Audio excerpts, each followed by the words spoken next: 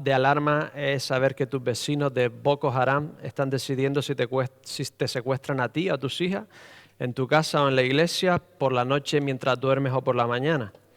Estado de alarma es temer si el próximo bombardeo será con gas sarín o simplemente será con misiles S-200 sirios. Estado de alarma es que te manden a confinarte y solo te puedas confinar en una caja de cartón a la intemperie porque el cajero ya está ocupado. Estado de alarma en nuestras casas con Netflix, jamón serrano, sinceramente, simplemente quiero ponerlo en perspectiva, no quiero minimizar la grave situación que estamos pasando. Esto es una enfermedad seria, muchos perderemos seres queridos, muchos perderemos trabajo y esto ya está pasando, ya estamos recibiendo las llamadas de teléfono, ya estamos pensando como si trabajabas solo 6 meses para vivir los otros 6, aquí en Salou, por ejemplo, ¿cómo lo vas a hacer con 4, 3, 2? Esto es realmente serio. Pero el verdadero estado de alarma es que a pesar que todos nacemos para morir, con fecha de expiración, vivimos sin pensar en la otra vida, como si el morir siempre le fuese a ocurrir a otro, y vivir este mundo sigue viviendo sin ponerse en paz con Dios. En estos momentos la verdadera tragedia no es contagiarse o morirse. En Inglaterra lo han dejado un poco como algo inevitable y lo que intentan es salvaguardar la economía. Así que la realidad es que en realidad todos vamos a morir, valga la redundancia. La gran tragedia es que ni siquiera ante un aviso tan palpable de la brevedad de la vida, que la gente no mira al cielo y busque la vacuna a la muerte eterna. Dios utiliza y seguirá utilizando lo que haga falta: virus, pandemias, guerras, tsunamis y el simple agobio de la vida diaria para que paremos y miremos al cielo. Y el mensaje de un Dios sufriente en la cruz salve eternamente el mayor número de personas. ¿Qué es lo peor que te puede pasar? Normalmente recibo algunas respuestas. Hoy va a ser difícil. ¿Morir? No. Lo peor es que se muera alguien querido al lado tuyo, ¿verdad? Pero si lo piensas en perspectiva, ¿qué es adelantar la muerte 10, 20, 30, 40, 50 años con la perspectiva de una eternidad infinita? La gran tragedia es morir eternamente. Estar separado de Dios y de todo lo bueno por una eternidad, del amor, de la amistad, del gozo, del placer, de la familia, de Dios mismo por toda la eternidad.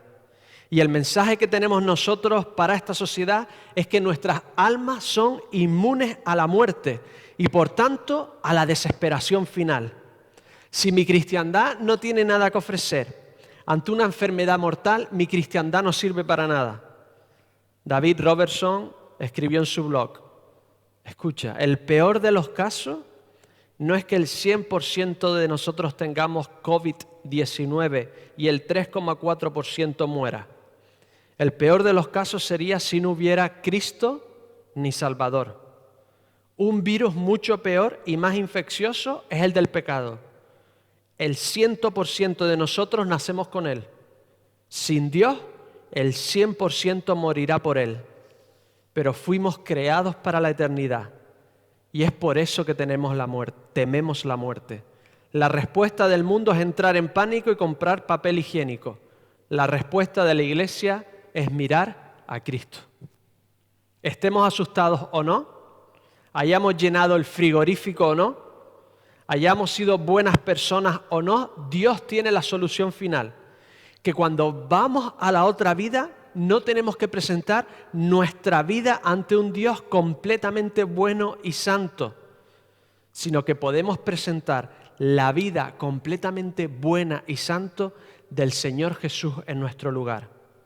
Y uniéndonos a Cristo, a su sacrificio, Podemos vivir desde ya y desde ahora y para siempre con el mismo Dios en nuestras vidas.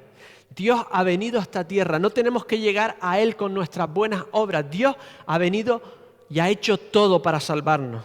Y podemos llenarnos desde ya de gozo, de amor, de sentimiento de pertenencia al mismo Dios y su familia y de una esperanza de que pase lo que pase en esta tierra, sea pandemia, enfermedad, virus, plaga, soledad, pobreza, paro o depresión, Dios está con nosotros. Dios, el mismo Dios del universo, el mismo que lo llena todo, el mismo que lo hace todo, el mismo que nos da un gozo eterno. Él está con nosotros, Él está a nuestro lado.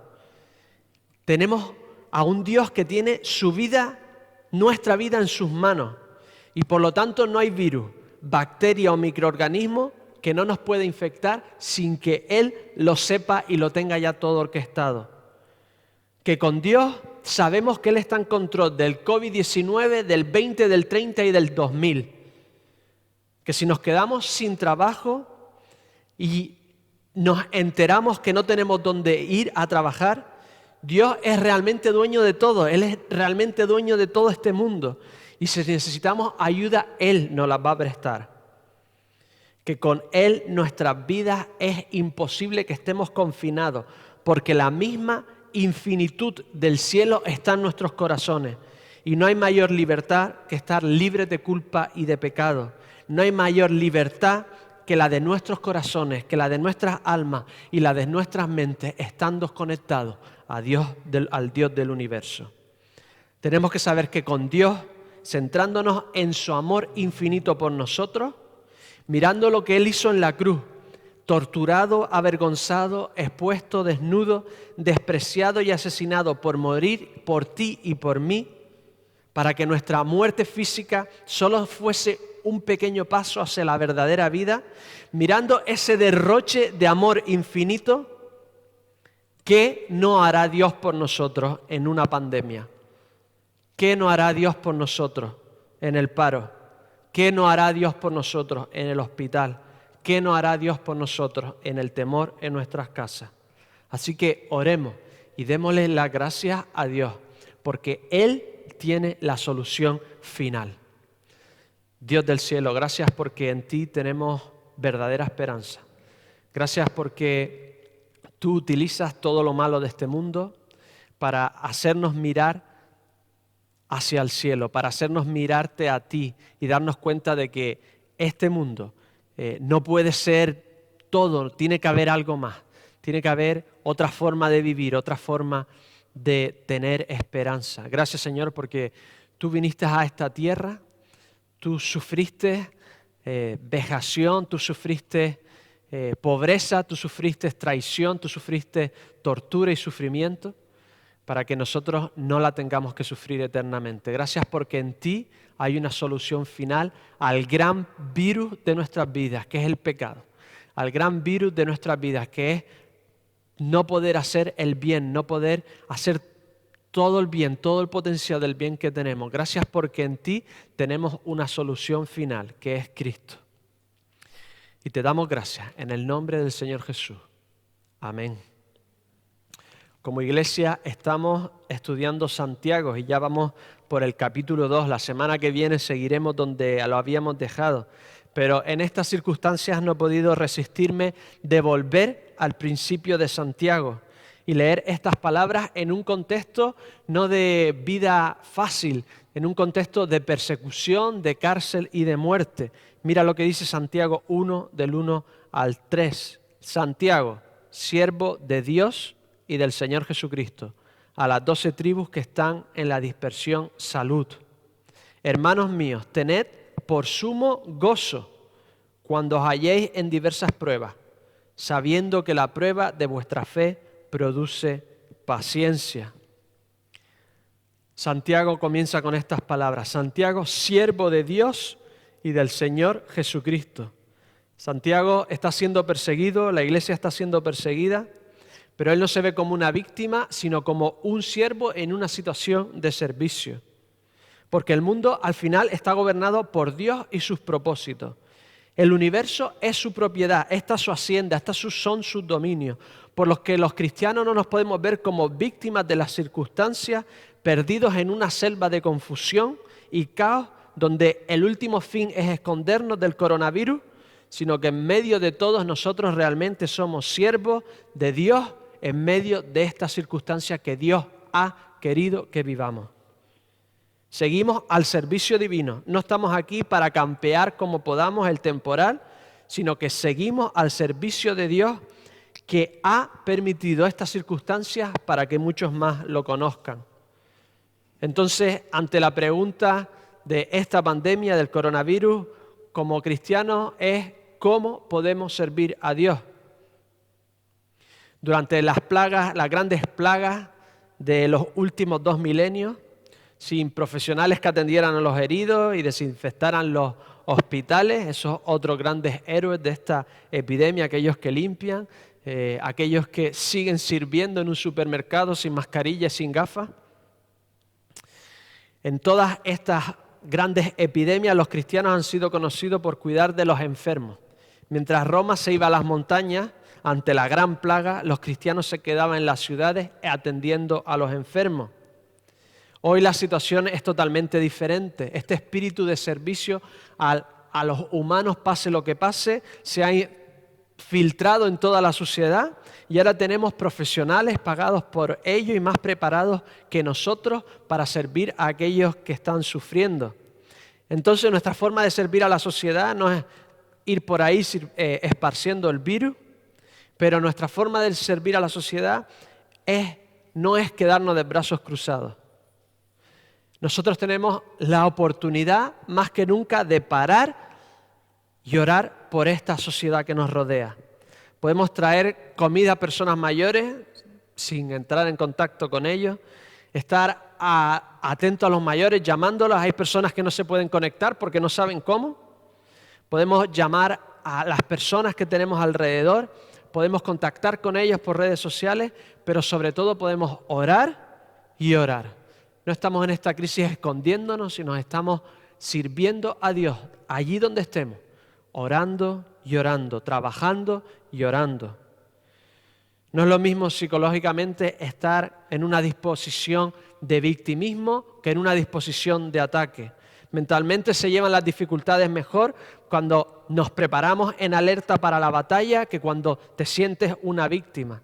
Así que Dios nos dice en esta circunstancia que Él sigue activo, que nosotros seguimos activos, que no tenemos que descansar, que Dios está conectado y por lo tanto nosotros también. Así que yo, puedes decir tu nombre, yo Josué en esta crisis soy siervo de Dios y del Señor Jesucristo y estoy aquí para actuar, para orar y para interceder por un mundo que ha puesto su esperanza en el sitio totalmente equivocado. Así que Santiago dice, siervo del Señor, de Dios y del Señor Jesucristo y a las 12 tribus en la dispersión. Michael explicó perfectamente, la semana pasada puedes meterte en internet y disfrutar de muchos contenidos, donde puedes, en este tiempo que puedes tener más libre, disfrutar de predicaciones pasadas y de otro contenido en internet. Nos explicaba cómo la iglesia había sido perseguida y había sido dispersa entre los diferentes sitios porque había una persecución en Jerusalén. Lo podemos leer en Hechos de los Apóstoles 8:1. Y Saulo consentía en su muerte, en la muerte de Esteban. En aquel día hubo una gran persecución contra la iglesia que estaba en Jerusalén y todos fueron esparcidos por las tierras de Judea y Samaria, salvo los apóstoles. ¿Es que los apóstoles no habían sido atacados? ¿Para qué se quedaron los apóstoles en Jerusalén? Seguramente lo explica el siguiente versículo, Hechos 8:3. Y Saulo asolaba la iglesia y entrando casa por casa arrastraba a hombres y a mujeres y los entregaban en la cárcel.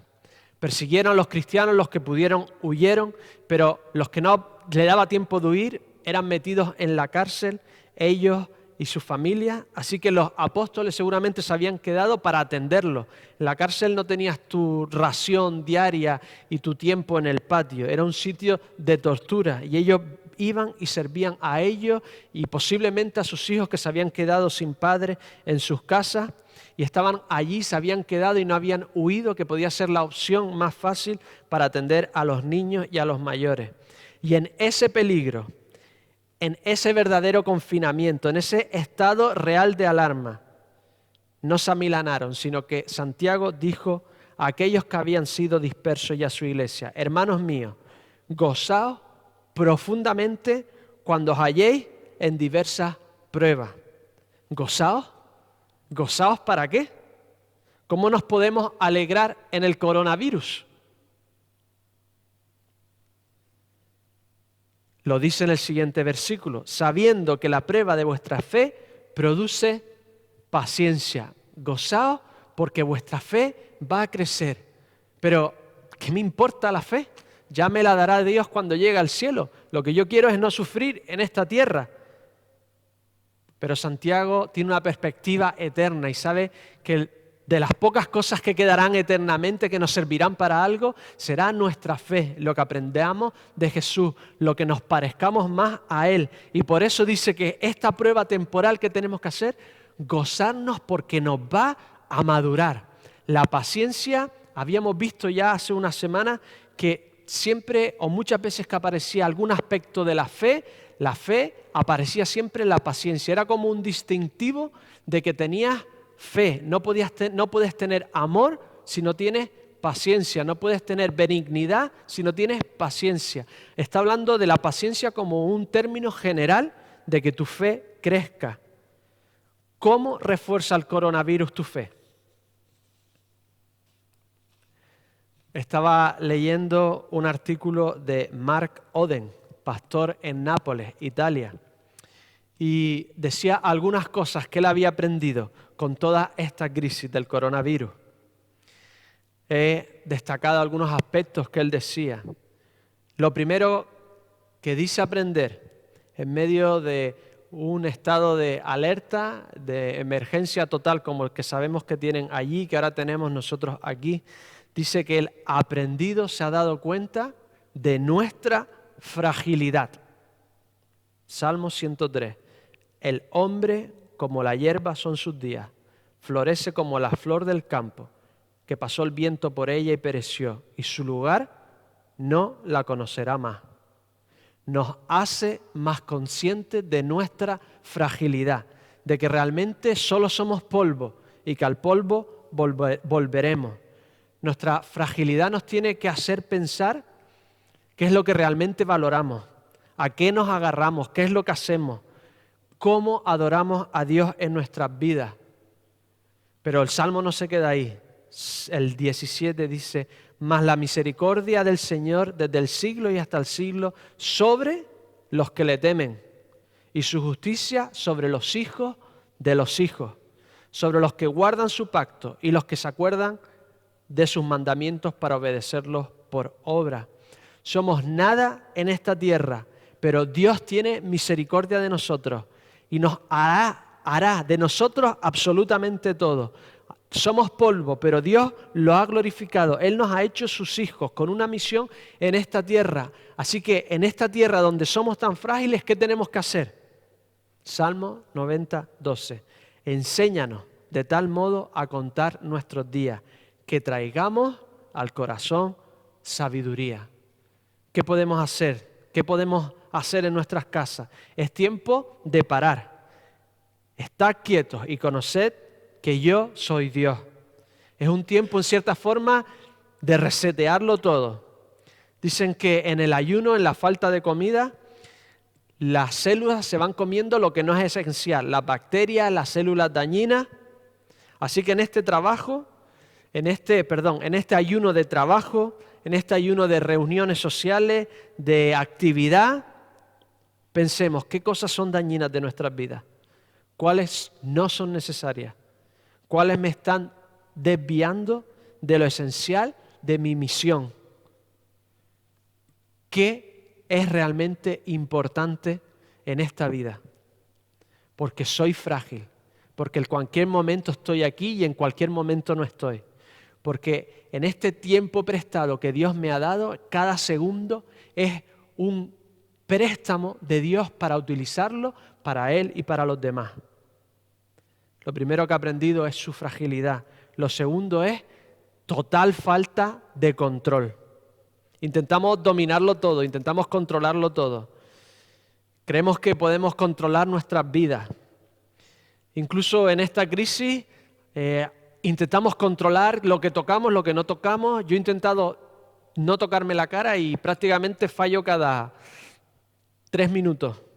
Da igual cuántas precauciones tengas, que el guante que cogiste en el supermercado para no tocar la fruta que os tocaron fue tocado por un niño lleno de mocos antes que tú. Da igual lo que hagas, que no tienes el control. El único que está en control es Dios. Dios es el único que puede llevar la carga de nuestras vidas. Dios es el único que realmente planifica. Apocalipsis dice 1:17, cuando le vi, caí como muerto a los pies. Él puso su diestra sobre mí, diciéndome, no temas, yo soy el primero y el último. Yo estoy desde el principio hasta el fin. Yo sé lo que pasa en todo el medio. Yo soy el que estoy en cada circunstancia. No temas, tengo tu mano sobre mí. Yo estoy en control. Y por lo tanto no podemos llenarnos de ansia. Decía el Señor Jesucristo, Mateo 6, vosotros pues no os preocupéis por lo que habéis de comer. Si habrá comida mañana en el supermercado o no habrá, ni por lo que habéis de beber. Lo del supermercado no lo decía Jesús, ¿me entendéis? Ni estéis en ansiosa inquietud, porque todas estas cosas buscan la gente del mundo, pero vuestro Padre sabe que tenéis necesidad de estas cosas. Mas buscar el reino de Dios y todas estas cosas os serán añadidas. No temáis, manada pequeña, porque a vuestro Padre le ha placido daros el reino. Jesucristo lo dijo en una época donde no había ni Mercadona, ni Bonpreu, ni Esclat. Y nos decía, no estéis ansiosos, porque ya os lo he dado todo. Ya os he dado el reino. La herencia ya está escrita. Ya está todo dispuesto. Ya está nuestro futuro escrito. No temáis, manada pequeña, porque a vuestro Padre le ha placido dároslo todo. Decía Keller, si supiéramos todo lo que Dios sabe, le pediríamos exactamente todo lo que nos da. Si supiéramos lo que Dios sabe, le pediríamos exactamente estar donde estamos. Si supiéramos todo lo que Dios sabe, le estaríamos dando gracias a Dios continuamente por tener la oportunidad de pasar esta circunstancia y hacerlo a su lado, intercediendo por el mundo que nos rodea. Nuestra fragilidad, nuestra falta de control, y podemos aprender que lo que tenemos que hacer en esta circunstancia es orar y orar. Filipenses 4, de 6 al 7. Por nada estéis afanosos, sino sean conocidas vuestras peticiones delante de Dios en toda oración y ruego con acción de gracias.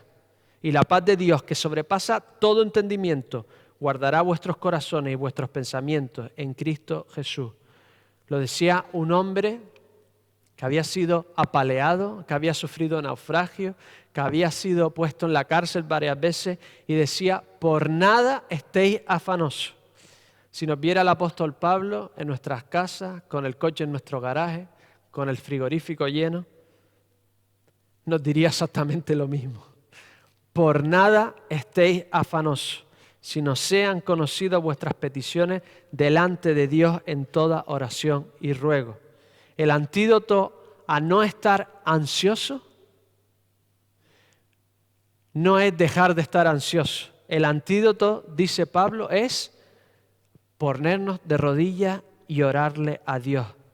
La mente no se puede vaciar y decir, no voy a estar nervioso. La mente no se vacía, sino se tiene que llenar de otras cosas. Así que Dios no te dice, deja de estar ansioso. Lo que te dice es, ponte a orar. Sustituye el ansia por la oración, por la acción de gracia. Y el corazón se te llenará de algo que no sentías, que es agradecimiento en vez de temor. Y en vez de estar inundándonos todo el rato de información, de drama y de tragedia, centrarnos en un Dios que nos llenará, según este texto, de un entendimiento que sobrepasa nuestro entendimiento, y a pesar de lo que vemos, de la realidad, de la seriedad de lo que estamos viviendo, Él nos dará paz. Él llenará nuestros corazones y nuestros pensamientos del mismo Cristo Jesús. No te centres en la tragedia, céntrate en Jesús. Él te llenará de paz. Lo que decía este pastor en Nápoles, hacía una pregunta: ¿miedo o fe?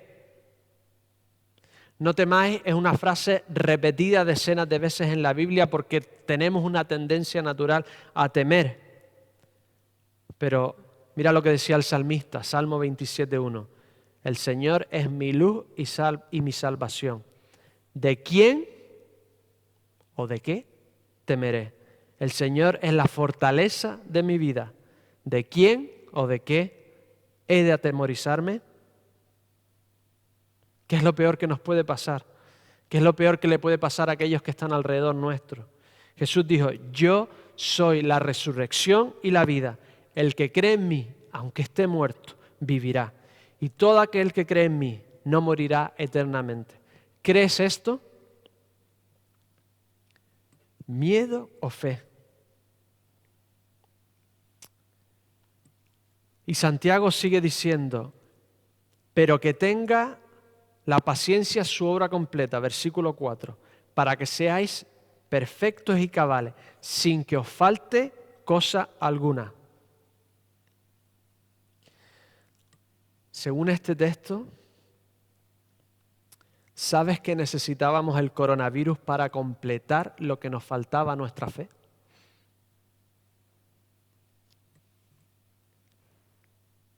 Según este texto, necesitábamos este coronavirus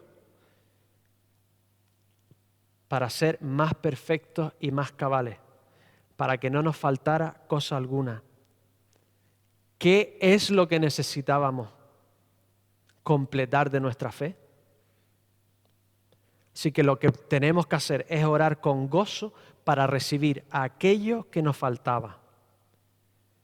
Y no podemos hacer otra cosa más que la que decía Santiago: hermanos míos, gozaos profundamente cuando halléis en diversas pruebas, porque estas pruebas nos van a hacer más como Jesús, que no evitó el sufrimiento, sino lo asumió para darnos una solución eterna, una vida eterna, una solución final, una vacuna a nuestra muerte eterna, al peor virus y a la peor enfermedad que tenemos, que es nosotros mismos, nuestra propia naturaleza pecaminosa.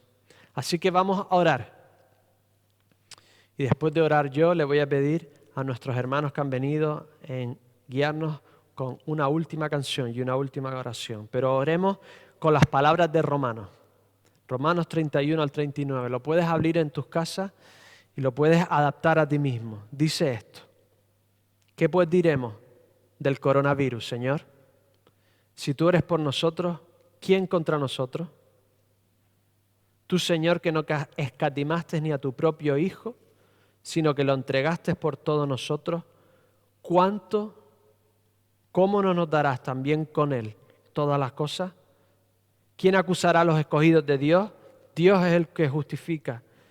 ¿Quién es el que condenará? Cristo es el que murió, más aún el que también resucitó, el que además está a la diestra de Dios, el que también intercede por nosotros eternamente. Y durante esta pandemia y durante nuestra vida y durante nuestras dificultades y durante todo lo que pasamos y todo lo que disfrutamos.